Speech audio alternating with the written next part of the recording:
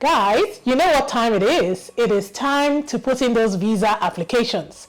Now, in this video, I am going to be talking about the top reasons why your study visa or why your visitor visa may be denied. If this is something that interests you, please stay tuned.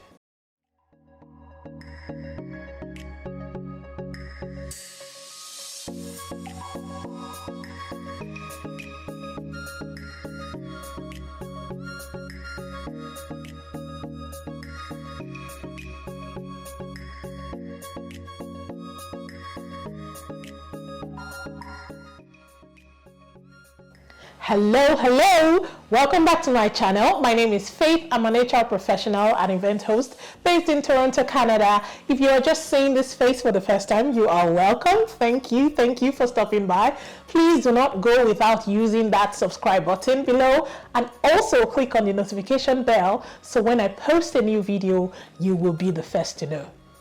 And if you are a returning viewer, always a pleasure. Thank you. I deeply appreciate it. Like I said earlier, I'm going to be talking about the top reasons why your study visa or your visitor visa may be denied. The first one on my list is inadequate funds. Now, you know that you need to show some proof of funds when you are applying for any visa, whether it is a study visa or whether it is a visitor visa. Now, for the study visa, which I think I will focus a bit more on in this video, that one, the rule of thumb really is that you need to be able to show your school fees, right, plus 10,000 Canadian dollars. Especially if you are in any province outside of Quebec, because Quebec, they have their own way of doing things. Let's leave them on their own.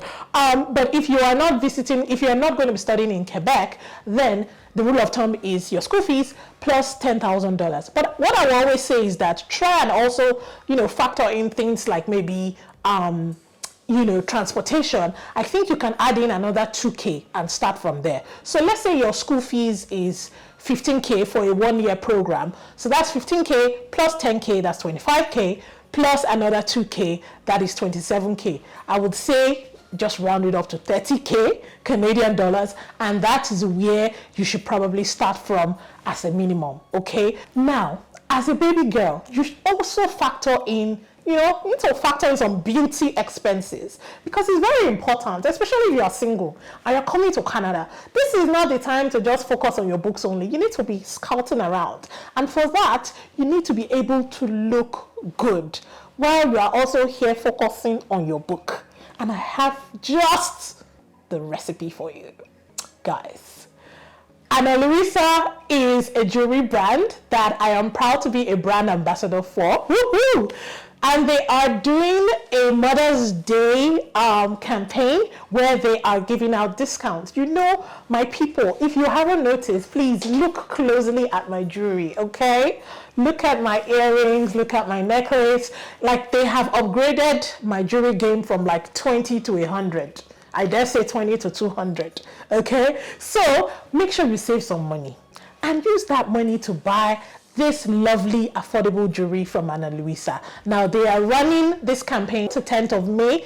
You don't want to miss it. I think the good thing about Ana Luisa is it's not just that it's a jewelry brand, it's also that they do sustainable jewelry.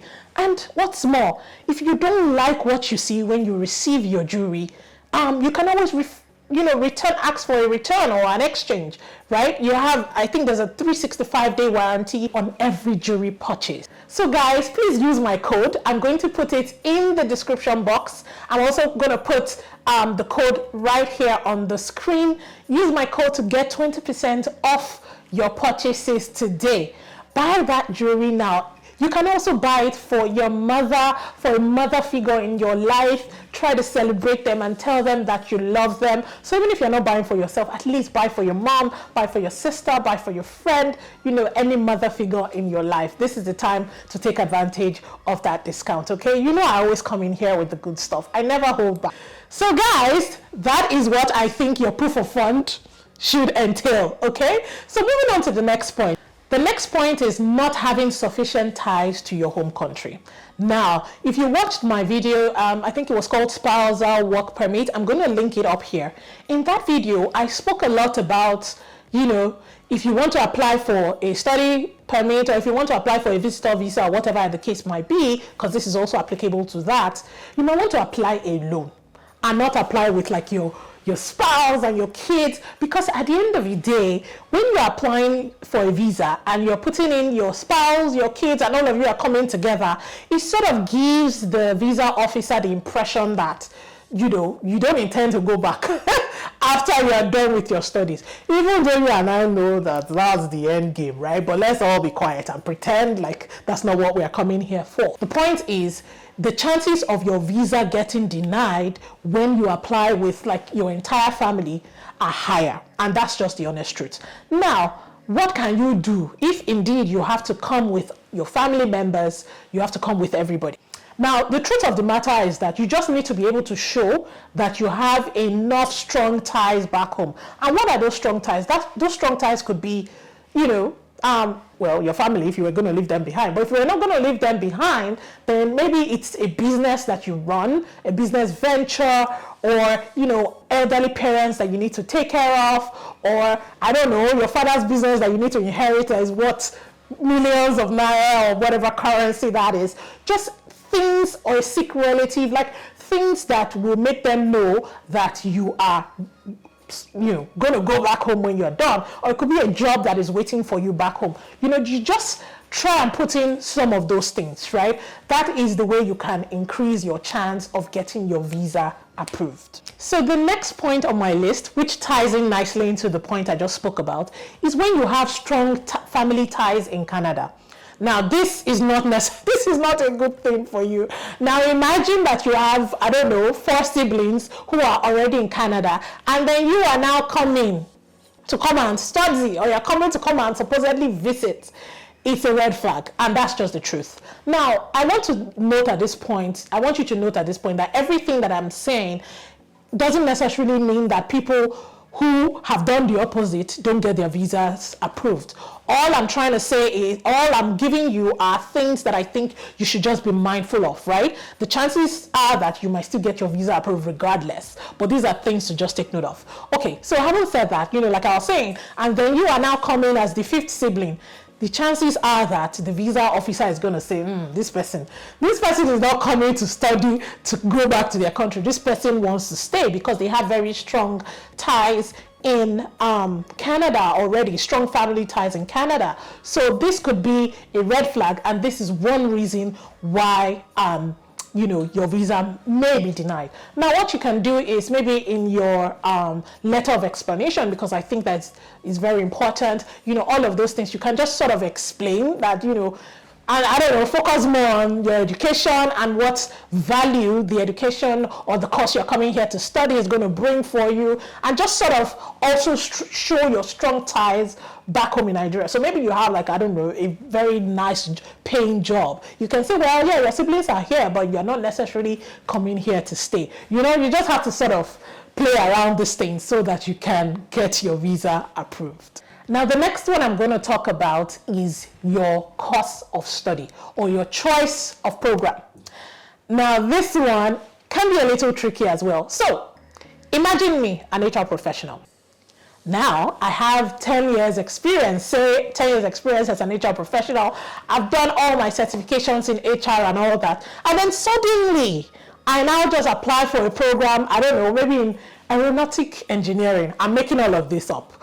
It doesn't really correlate with, 1, my background, and 2, my experience. Like, there's no correlation, right? Like, why would someone who has had 10 years of experience and is now like a qualified HR professional now suddenly want to be an aeronautic engineer? You know, just like make it make sense. I think that's the thing. Now, those are red flags, okay? It's possible that you might still get your visa approved, but of course, it's something that would give the visa officer a reason to question it and say, this girl is trying to play some 419 here, because it's like, you know, it's not really adding up, okay? So this is one of the red flags that you need to pay attention to. So I think the bottom line is, you know, when you're also trying to get a course of study, try to look for something that, you know, makes sense with where you're already coming from. So this is one of the red flags that I'm going to mention. Guys, I'm going to pause here because I still need you to take a good look at my jewelry. Is Is it giving what it's supposed to give?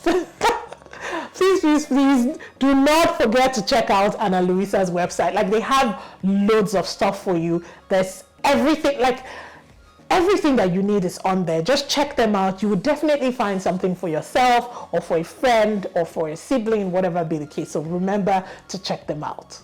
Now, the next point on my list is the validity of your documents. Especially for those, now this is especially for those that are coming here that want to apply for a study visa. Now, you need to be very careful the sort of agent you use. You need to be very careful the sort of schools that you try to gain admission from. It is very important because we've heard stories where someone has done, gain admission, their visa haven't got approved. They had come here and then all of a sudden it was discovered that, the documents were fake and the school wasn't really one of the approved or accredited colleges or universities on the government's list. So, you don't want to be in that kind of position. After you've saved 30K Canadian dollars as proof of funds, my God, I don't want to imagine the horror. So please make sure you do everything right. I have done a video before where I told you about how you can verify that your immigration consultant or your supposed agent is legit. I'm going to link that video up here. Don't just listen to people that say, oh yes, like me, I always tell you guys, I am not an immigration consultant. I am not a licensed agent, because that's the truth. But some people will not tell you and just start, using Agbari. Agbari is what we call just residual knowledge or whatever it's called. Just try to manipulate you into thinking that they are legit. So make sure you check the validity or the legitimacy of your agency. Also, check your university or your college under the designated government's list. I'm going to link that in the description box so that when you type your school, whether it's Sheridan College or, University of whatever, just type it there and make sure that it pops out. If it doesn't pop out, my sister, that school is probably not legit and you might run into problems. So please do all of these checks before you apply for your visa. It is very, very, very, very important, okay?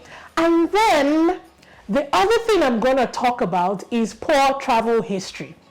This one is a little tricky because, let's be honest, not everybody has had the opportunity to travel out. But at the end of the day, this is one thing that can be a red flag in your application, especially even for visitor visas and for study permits and for study visas, because the visa officer is just going to say, this person has not traveled before. This one is their first time. They don't want to be the one to, I wanted to use a word right now, but let me keep it PG-13 on here. But I don't want to be the one to kind of open the way for you. You know what I mean? It's easier when your passport already shows a couple of stamps. So maybe you've been to, even if it's just from Nigeria to Ghana, it is something, right? It will count towards your, they shouldn't stamp your passport at the end of the day. But anyway, jokes apart, the point I'm trying to make is that this could be a red flag and this could actually mar your application rather than make it. It's easier for them, and I know that they probably would look favorably to applications from people who have actually traveled, and they've come back they've returned to their country, because it sort of gives credence to the fact that you are not running away. Because at the end of the day, that's what they're trying to avoid. They don't want you to come to Canada and stay here, which for me, at the end of the day, it doesn't really make so much sense. But let's just go with the flow, right? So that is one of the red flags, all right? Now, the other bonus points I will just mention are, things like your criminal records. Uncle, if you have been a thief before, and you have a criminal record, that's not going to help you, whether it's for visitor visa or whether it's for study permit. It's going to be a problem. Okay, so just know. So please don't thief, don't lie, don't cheat, don't do anything that will land you in trouble. Okay, then the other ones are things like, your medicals. If you have a funny disease that